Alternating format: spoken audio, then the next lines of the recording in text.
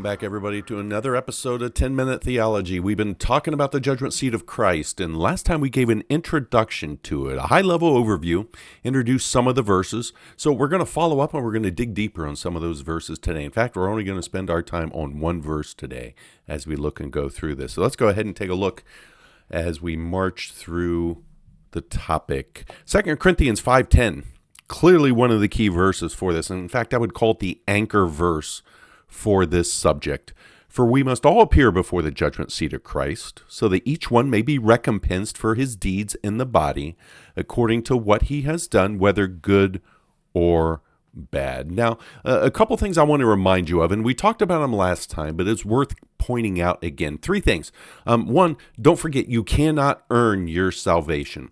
That's not what we're saying with this verse. So when you look at the verse closely, right, you see towards the end of it, it says that we're going to be recompensed or paid back for the deeds that were done in the body according to what we have done, whether good or bad. So it sounds like if we're doing good things, that we put those on a scale, and if that weighs high enough, then hey, we get into heaven, and if they're better than the bad things. That's not what this verse is saying. We talked about that last time. I just wanted to make sure that I brought it up again. If you missed the last one, go back and watch the first video on this. Go back and watch part 1. Second thing, when you look at it also, the converse of that, whether good or bad, the bad, it sounds like, well, wait a minute, if the things are really bad, then I could lose my salvation. Also not what this verse is saying. So again, if you missed part 1, please go back and watch part 1 because it's important that you glean this information from it. Last but not least, and a lot of people get concerned when we start talking about eternal security, and that's the fact that, once saved, always saved, you cannot lose your salvation. And they say, well, wait a minute, that sounds like it just provides the believer a license to sin. And that is not the case. In fact, if that is the way that someone is dealing with that subject, then you have a really good reason to sit there and look at the believer and go, I'm not sure that they have a true saving relationship with Jesus Christ. So all important things to remember. Remember those 3. And again, if you didn't catch them last time or missed the last one, go back and watch episode 1 of that. So let's go ahead and dive in to the subject here in 2 Corinthians 5:10. We're going to have to look at some of the words with this, and because they're very important. And remember, the New Testament was written in Greek. So if we look at this again, we must all appear before the judgment seat of Christ. So when we look at the word appear, it's interesting, and there's some dictionaries out there, right? And if you would go look at Loneda, and that's one of the primary Greek dictionaries you can use, it talks about this word appear, that it can look at it as cause something to be fully known by revealing clearly and in some detail, to make known, to make plain, to reveal, to bring to light, to disclose, or a revelation, right? So it adds a little nuance to the word, not significant, but it's interesting, right? We must appear before the judgment seat of Christ. Why are we appearing there? We're appearing there because it's going to cause something to be made known. So think about that as we continue here. And then where are we appearing? Well, before the judgment seat of Christ. So interesting here, the judgment seat of Christ this is called the Bema seat. So you may have heard this referred to as the Bema seat judgment before. You may hear people talk about that in theology circles or even in a service that you've attended. And I want to talk about a little bit to put some context to it, because that word just doesn't appear here in 2 Corinthians 5:10, sprinkled throughout the New Testament. If you look here in these verses, so we have Matthew 27:19 and John 19:31, it appears.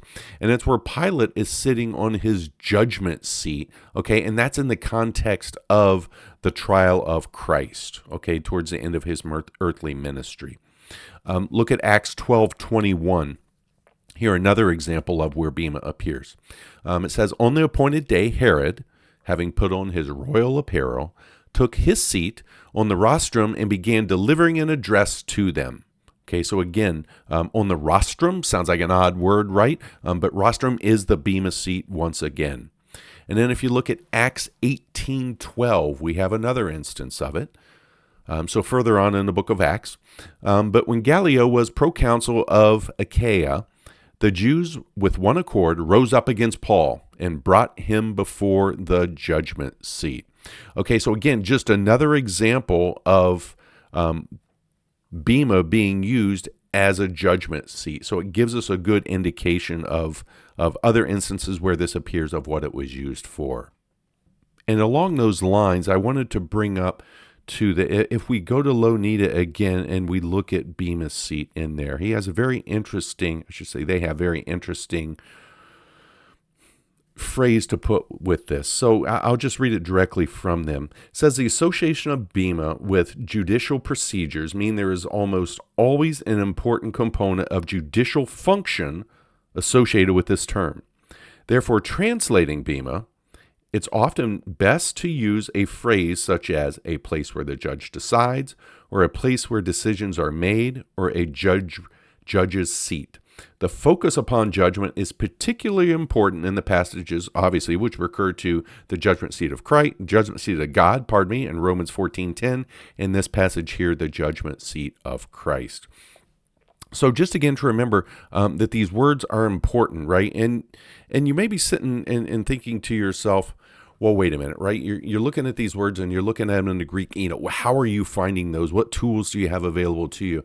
It's amazing. You can buy very expensive Bible programs that will help you do this.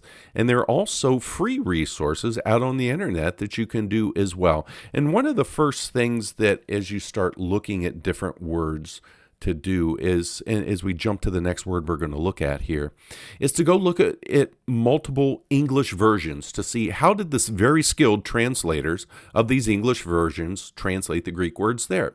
So let's look at our verse again. For we must all appear before the judgment seat of Christ, so that each one may be recompensed, now we're going to look at that word, for his deeds in the body according to what he has done, whether good or bad. So how would we take a look at the word recompensed? Well, we could pull up the Blue Letter Bible. Actually, we're going to go to Bible Gateway first. So it's BibleGateway.com. If you would go out there and you see here at the top, I've already pre-populated it. You just type in the verse that you want. And I put in 2 Corinthians 5:10, since that's what we're studying. Hit enter, and you get the verse. But notice in this little icon over here, it kind of looks like a 2 pages there, right? It's add a parallel. If you just click that, it will automatically add another version. And notice now it's added the New International Version. So let's take a look at it and see how it translates it.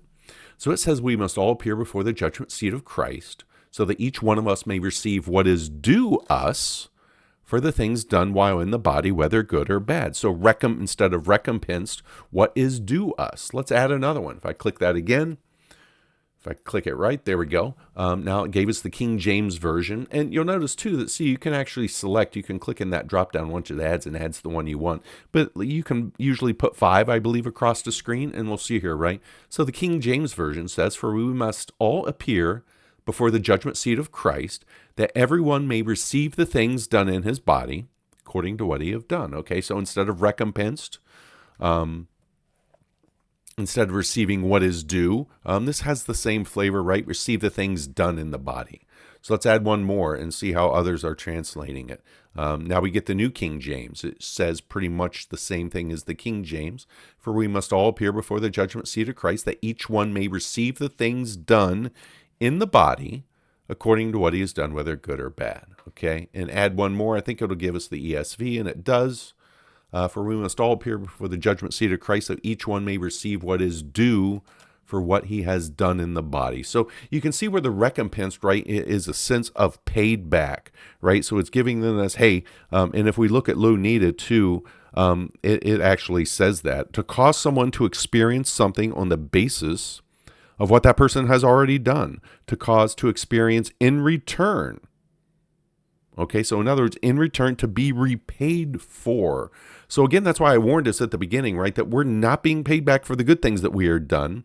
And also, if we've done all these bad things, we're not going to be paid back for that either, in terms of, hey, we're going to be concerned about losing our salvation, because you can't lose your salvation.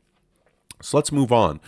Interesting there, right? So if you want to take recompense, I like the phrase paid back for it, because I think that gives us good, we don't use the word recompensed a whole lot within our vocabulary today. So paid back feels like it's a good translation for us in how we live today. Now, what are we paid back for? We're paid back for the deeds done in the body according to what we have done, okay, whether good or bad. So we said, wait a minute, good or bad? Again, this sounds a little odd. This sounds, again, like we're going to lose our salvation or trying to gain our salvation. So if we look at the word good, and you dive down deep into Greek for that word good, and at the end of the day, it means good, right? So there's not a whole lot of nuances there when we look at the word good. So we're just kind of go beyond good because, hey, good is good, and get to bad. What about bad? So whether good or bad, well, now we're going to lose one of our tools again, right? So we'll go over to here. I'm actually going to switch us from the BibleGateway.com to Blue Letter Bible, which I've shown you on this channel before. So again, you can type up here in the box. You can put 2 Corinthians 5:10. I've already done it for us. You can see here if we go to 5:10, it's here. It's highlighted for us. We must all appear before the judgment seat of Christ.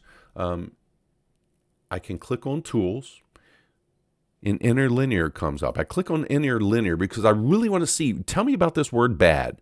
That's a little concerning to me. I can scroll down, keep scrolling. Here I get to bad, and you can see I've got an entry for it here. So I have the Strong's entry, and you see here the word is phallos. Okay, and I'll tell you, we get the kind of the root of our English word foul. If something's fouled up, we get it from that, right? The water is foul. So that's one of the ways that can be done. But if we look here, then we click on that. We go to, it takes us to a screen. We can scroll down then to, you can see, if you go down here, the Strong's definition. See, it even talks about foul or flowy. Okay, interesting word, right? We don't use that very often. Strong's then down here gives us a definition of it.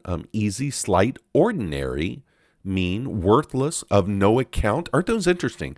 So if something is foul, it could be worthless, and that's what we would think when we think foul today. But notice also easy, slight, ordinary, interesting terms. We could also then go up to Vine's Expository Dictionary, which if you don't have one of those, you could pick one up and print. You could also then just subscribe to Blue Letter Bible, and I believe that's available through the free edition of Blue Letter Bible as well. Almost all the stuff within Blue Letter Bible was free to you. You click on that, and then you get we can go down here to view entry in context, and you see really when it comes to bad in the New Testament, there's 3 words we can look at, 3 main words: kakos, poneros, and phallos. Okay, those are the big 3 in terms of adjectives. Okay, so kakos and poneros have the sense of evil and bad, and you can kind of dive into those if you want to. Head out to Blue Letter Bible and take a look at them. We want to focus on phallos and go down here, and again, you see here primarily denotes slight, trivial, blown about by every wind, mean, common, bad, in the sense of being worthless, paltry, contemptible, belonging to a low order of things. So if we would go back and now, based upon these definitions that we've come up with, or at least determined from our scholarly resources out there, it's interesting when we look back at our text. So is it really the bad things that we've done? Because remember, if we're thinking that bad, okay, so that's our sin.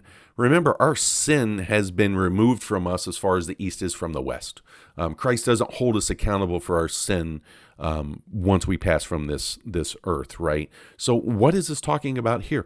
What I think this is doing, especially when you look at the different interpretations of the word bad, especially the fact that it's using phallos here, is we could interpret this as whether good or worthless, which makes sense in light of some of the verses that we'll see later on. So if we were to look at this again, for we must all appear before the judgment seat of Christ, so that each one of us may be recompensed for his deeds in the body, according to what he has done, whether good or worthless. And worthless brings up a whole lot of thoughts and ideas because God knows the intentions of our heart.